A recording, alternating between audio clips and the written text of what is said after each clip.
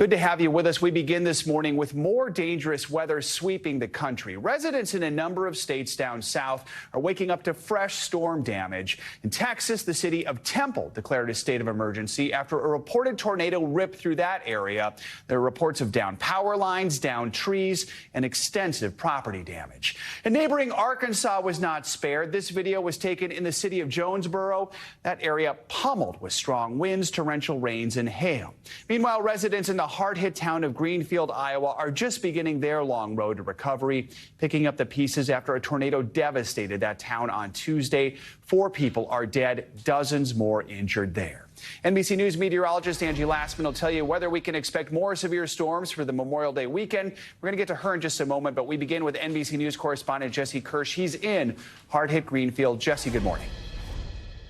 Here in Greenfield, Iowa, what's left of these homes in chunks, essentially, on these lawns. You can see through that wall, what's left of it, a bed frame and a mattress still visible.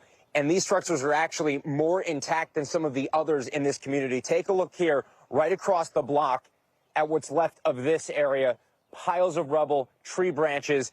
This community with a lot of cleanup ahead as other parts of the U.S. were hit overnight. Overnight, terrifying moments in Mexico after strong winds caused a stage to collapse at a packed political rally for a presidential candidate.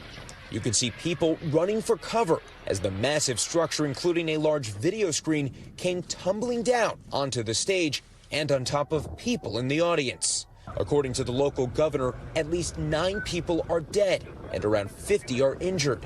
Those dangerous high winds, part of the same weather system, also impacting multiple southern U.S. states overnight, with Arkansas and Texas taking the most serious hits, including strong winds and hail battering communities. A reported tornado slamming Temple, Texas. A couple there capturing this video of a funnel charging towards a neighborhood. Late Wednesday, the local Red Cross opening a shelter for those impacted.